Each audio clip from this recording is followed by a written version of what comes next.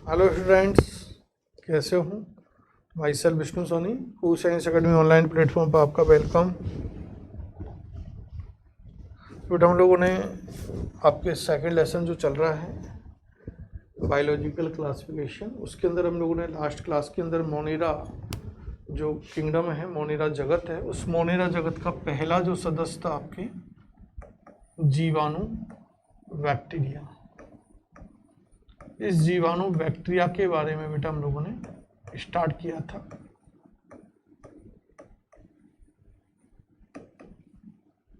और जीवाणु बैक्टीरिया में हम लोग लास्ट क्लास तक केवल एक जनरल जो बात थी बैक्टीरिया की, है ना, वो हम लोगों ने क्लियर की थी। आज की इस क्लास के अंदर हम लोग आगे नेक्स्ट टॉपिक क्लियर करते हैं और वो है आपके बेटा जीवाणुओं की आकृति।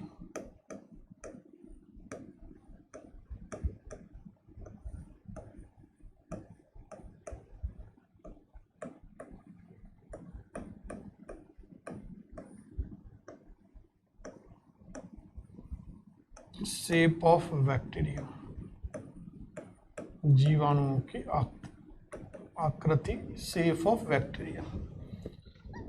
इसके अंदर हम लोग क्या देखते हैं बेटा कि जो जीवाणु है ये आकृति में विविधता दर्शाते हैं। एक निश्चित आकृति नहीं होती बैक्टीरिया की कि भाई सारे जितने भी बैक्टीरिया हैं, जीवाणु हैं, वो एक ही आकृति के होते हैं। अलग अलग जाति के या अलग अलग जो जीवाणु हैं वो अलग अलग आकृति के होते हैं।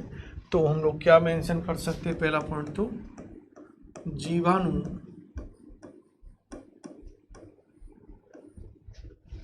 आकृति में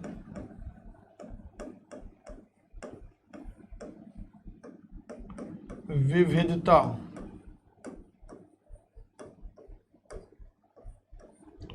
प्रदर्शित करते हैं।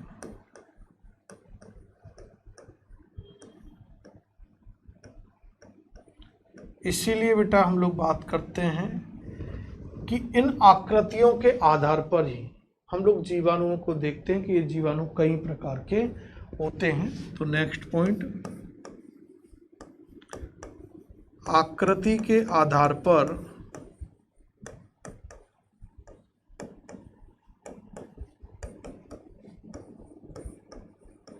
जीवाणु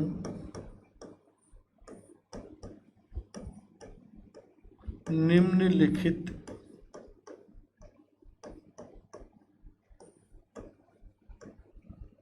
प्रकार के होते हैं। जैसे हम लोग देखें बेटा, फर्स्ट आपके हैं तो वह है गोलाकार जीवाणु, कोकस या कोकाई बैक्टीरिया। दूसरे आप लोगों के छड़ाकार जीवाणु, जिन्हें हम लोग बोलते हैं बैसिलस, छड़ाकार या बैसिलस जीवाणु भी बोलते हैं, वैसिली। तीसरे प्रकार की मैं बेटा बात करूं तो वो आपके सर्पिलाकार या स्पाइरुलियम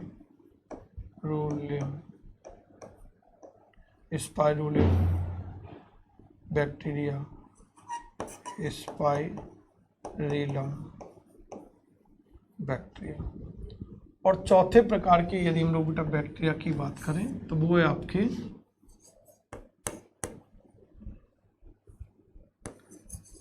कोमा जीवाणु या विब्रियो जीवाणु। ये कैसे होते हैं इनको हम लोग समझने का प्रयास करें। आकृति की बात कर रहे हैं तो ये बेटा इस तरह से ये स्पाइरल शेप की होती है, गोलाकार होते हैं। छड़ाकार की यदि हम लोग बात करें तो इस प्रकार से ये छड़ जैसी रचना में होंगे। स्पाइरुलम की बात करें तो आपके इस तरह से ये होते हैं। और विब्रियो कोमा वाले की बात करें तो आपके इस तरह से ये कॉमानोमा रचना के रूप में होते हैं।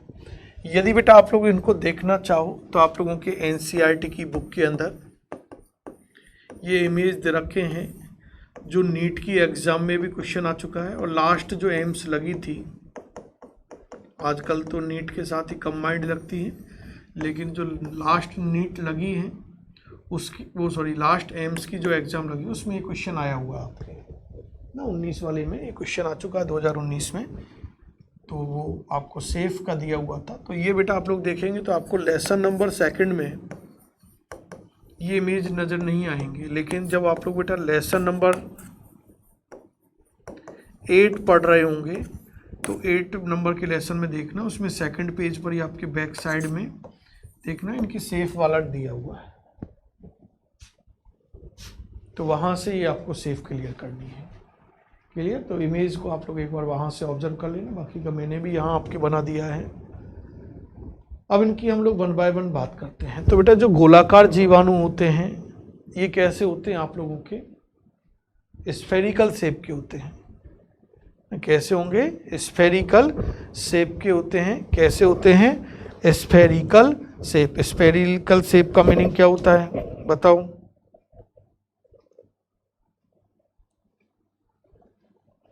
तो वो गोलाकार ही होंगे ना। तो ये जीवाणु कैसे होते हैं? गोलाकार। फर्स्ट पॉइंट तो क्या लिखेंगे?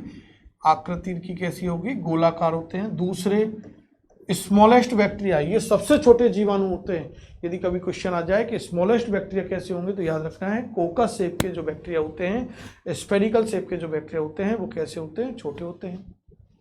और बात यदि हम लोग करें बेटा तो इनके अंदर मैक्सिमम रेजिस्टेंस पावर पाई जाती है, ये सबसे अधिक प्रतिरोधी होते हैं। तो गोलाकार जो जीवाणु होते हैं वो सबसे अधिक प्रतिरोधी होते हैं।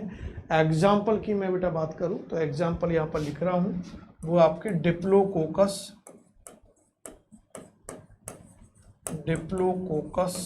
निमोनी, ये जो जीवाणु प्रजाति है ये गोलाकार होती है। डिप्लोकोकस निमोनी 12th में आप लोग पढ़ोगे, निमोनिया रोग का रोगजनक है। निमोनिया रोग इस जीवाणु के द्वारा होता है, इसलिए तो हमने कल लास्ट क्लास में बताया था बैक्टीरिया को जितना इंपॉर्टेंट मान सकते हो उतना मान लेना, क्योंकि नीट में क्वेश्चन आता है, बोर्ड में क्वेश्चन आता है, इतना इंपॉर्टेंट है। तो हर जगह देखो आपकी ये चीज़ें आएंगी। तो डिप्लोकोकस निमोनी के ऐसा है, गोलाकार है। तो अभी 11th की कहानी आपको 12th में भी याद होनी चाहिए। अगली हम लोग बेटा बात करते हैं छड़ाकार या वेसिलस जीवाणु। तो इनकी यदि मैं बेटा बात करूं, इन्हें दंडाकार जीवाणु भी बोल सकते हैं, दंडाकार जीवाणु भी कहा जा सकता है, क्योंकि वेसिलस शेप के यानी रॉड या छड़ आकृति के होते हैं। कैसे होते हैं? छड़ आकृति के होते हैं।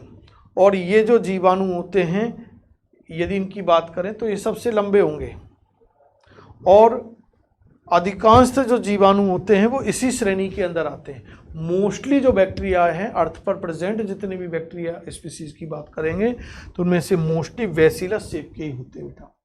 एग्जाम्पल की बात करें तो मोस्ट कॉमन फेमस एग्जाम्पल है एक तो ई कोलाई, एस्चीरियन कोलाई, जो मानव की आंत्र में भी पाया जाता है, ई कोलाई। तो एक तो ई कोलाई का जीवाणु कैसा है? वेसिलस शेप का है। और एक आप लोगों के खुद नाम आ जाएगा, वेसिलस एंथ्रेरिस। वेसिलस एंथ्रेसिस, वेसिलस एंथ्रेसिस। एंथ्रेक्स रोग का रोगजनक। पढ़ के आए थे ना, पशुओं में एंथ्रेक्स रोग होता है। कल कोच की अवधारणा के अंदर हम लोगों ने इस बात को की थी, क्योंकि सबसे पहले उसने यही बताया था कि पशुओं के अंदर जो एंथ्रेक्स रोग होता है उसके लिए कोई जिम्मेदार सूक्ष्म जीव होता है, और उसने उसको जीवाणु बताया था। आगे देखिए बेटा, सर्पिलाकार स्पाइरुलम होते हैं। तो ये बेटा सर्पिलाकार आकृति के होते हैं। कैसे होते हैं? सर्पिलाकार आकृति के होते हैं, है ना, जिनकी सतह पर ये कशाविकाएं पाई जाती हैं। एग्जाम्पल की मैं बेटा बात करूं तो इन जीवाणु का एग्जाम्पल आपके एक तो आपके क्या है? ट्रिपोनिमा,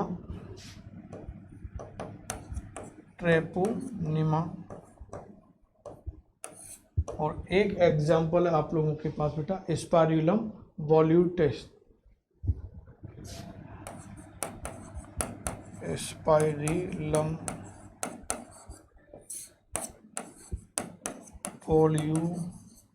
टेंस, स्पाइरुलम वॉल्यूटेंस, जो कैसा बेटा स्पाइरुलम बैक्टीरिया है। और उसके बाद लास्ट हम लोग बेटा बात करें तो वो आपके कौन सा था, कोमा या विब्रियो जीवाणु था, जो ये कोमा आकार के होते हैं। बात करेंगे इसके एग्जाम्पल की, तो मैं एग्जाम्पल ये ऊपर मेंशन कर रहा हूँ, विब्रियो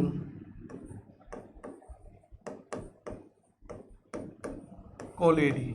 तो विब्रियो कोलेरी जो कोलेरा रोग होता है, हैजा रोग है ना, तो हैजा रोग का ये रोग जनक है। मानव में हैजा रोग होता है ना, जिसकी खोज भी आपके रॉबर्ट कोच ने की थी, तो उसका रोग जनक है। तो ये सब आपके 12th में आएंगे, मानव स्वास्थ्य में, ह्यूमन हेल्थ आपके चैप्टर है वहाँ पर।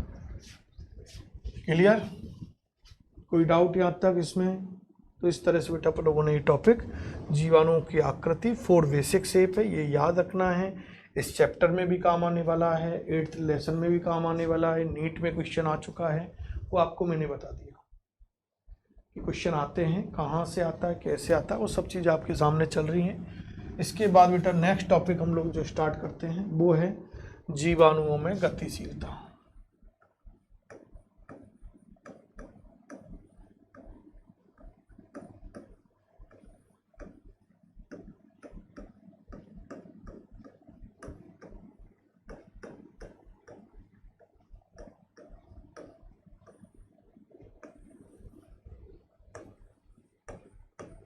मोटेबिलिटी इन बैक्टीरिया। बेटा जीवाणुओं में गतिशीलता का क्या मतलब है? तो देखिए गतिशीलता का मीनिंग समझे पहले। तो गति से मतलब है, गतिशीलता का मतलब गति है, गति यानी मोशन, और या हम लोग इसका मतलब मान सकते हैं गमन से, मूवमेंट से।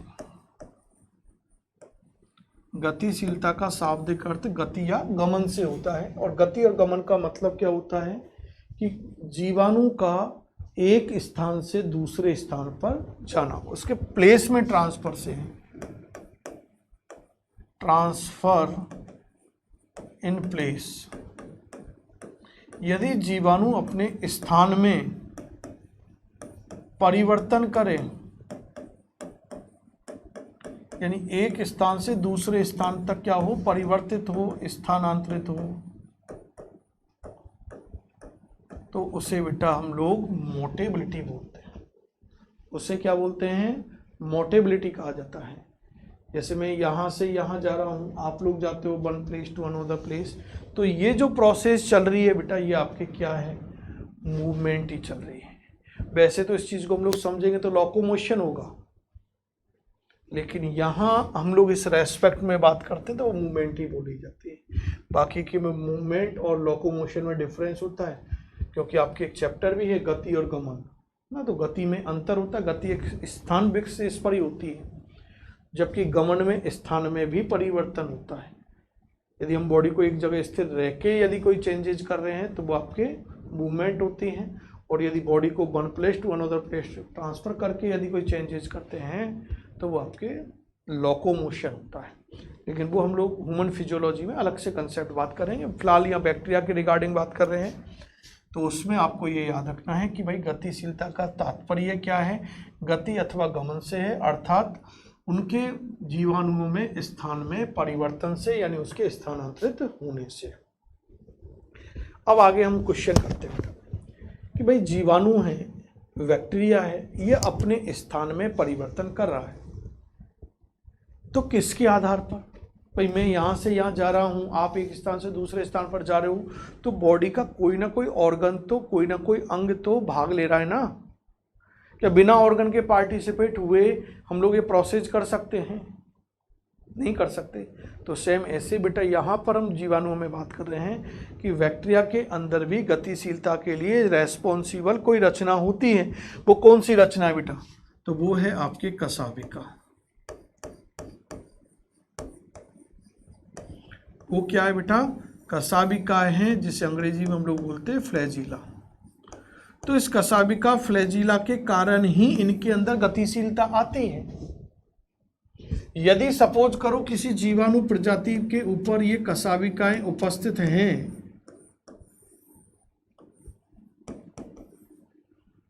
तो वो चल होते हैं, उन्हें क्या बोलते हैं, चल बोला जाता है, चल जीवाणु बोल देते हैं। मोटाइल बैक्टीरिया के वो मोटाइल होंगे, और यदि उनके अंदर ये कसाबिकाएं अनुपस्थित है तो बेटा वो अचल होते हैं, नॉन मोटाइल होते हैं, क्योंकि गतिशीलता प्रदान कर रही है ना। तो अनुपस्थित है, जब रचना ही नहीं है तो वो गतिविहीन होंगे ना, और उपस्थित है तो वो गतिशील होंगे। और गतिशील का मतलब हम यहाँ यूज करते चल और अचल, मोटाइल और नॉन मोटाइल। आगे अब हम लोग बेटा बात कर रहे हैं कि इसीलिए हम लोग देखते हैं कि जीवाणुओं में कसाबिकाओं के आधार पर जो जीवाणु होते हैं उन्हें दो प्रकार से बोल सकते हैं कि एक चल होंगे और एक अचल जीवाणु होते हैं। अब हमारे पास क्वेश्चन आता है बेटा कि कौन से जीवाणु तो चल होते हैं और कौन से अचल होते हैं। ऐसे कौन से बैक्टीरियाज हैं जो चल होंगे, ऐसे कौन से बैक्टीरियाज हैं जो आपके अचल होते हैं। तो ये हम लोग जस्ट जो आकृति वाला टॉपिक इससे पहले बेटा क्लियर करके आए ना, गोलाकार, छड़ाकार या दंडाकार, सर्पिलाकार, कोमा या विब्रियो, ये सेप जो डिस्कस करके आए, इन्हीं से आपके यहाँ आंसर आएगा। यदि ये आपको याद तो अगला टॉपिक क्लियर हो जाएगा यहाँ का ये वाला। तो हम लोग बेटा ये देखते हैं कि जो चल जीवाणु होते हैं, जो मोटाइल बैक्टीरिया होते हैं, जो चल होते हैं, ये आपके एक तो जो छड़ाकार जीवाणु हैं या दंडाकार जो जीवाणु हैं, एक आपके जो सर्पिलाकार जीवाणु हैं,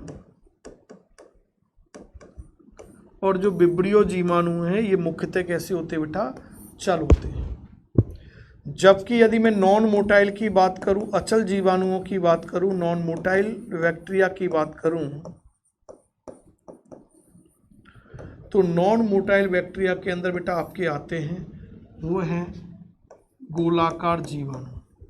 जो कोकस बैक्टीरिया होते हैं वो कैसे होते हैं, नॉन मोटाइल। क्यों होते हैं, तो इन गोलाकार जीवाणुओं की सतह पर कसाबिकाएं अनुपस्थित होती हैं।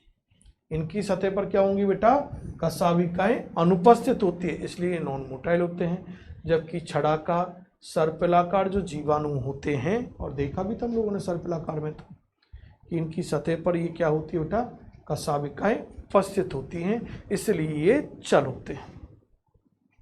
क्लियर। आगे बेटा हम लोग क्या डिस्कस करेंगे इस टॉपिक के अंदर कि इनकी जो जीवाणुओं की सतह पर जो कसाबिकाएं पाई जाती हैं, इन कसाबिकाएं जो इन जीवाणुओं की सतह पर ये उपस्थित हैं, इनकी क्या व्यवस्था है, कहाँ पर पाई जाती हैं, उसके आधार पर जीवाणु कई प्रकार के होते हैं। तो आप लोग नेक्स्ट पॉइंट क्या बनाओगे इसमें, कसाबिकाओं के व्यवस्था क्रम के आधार पर, कसाबिकाओं के व्यवस्था क्रम के आधार पर जीवाणु निम्नलिखित प्रकार के होते हैं। बैक्टीरिया क्या होते हैं बेटा, फॉलोइंग टाइप के होते हैं। तो इनकी व्यवस्था के आधार पर हम लोग जो बैक्टीरिया हैं उनकी डिफरेंट कैटेगरीज बना के आएंगे कि यदि एक सिरे पर है, दोनों सिरे पर है, या एक सिरे पर सिंगल है, दोनों सिरों पर सिंगल सिंगल है, या पूरी बॉडी पर है, तो इनके आधार पर उन जीवाणुओं को क्या कहा जाता है, तो वो हम लोग नेक्स्ट क्लास में क्लियर करेंगे। क्लियर। तो यहाँ तक का पार्ट क्लियर करना। Thank you, good bye.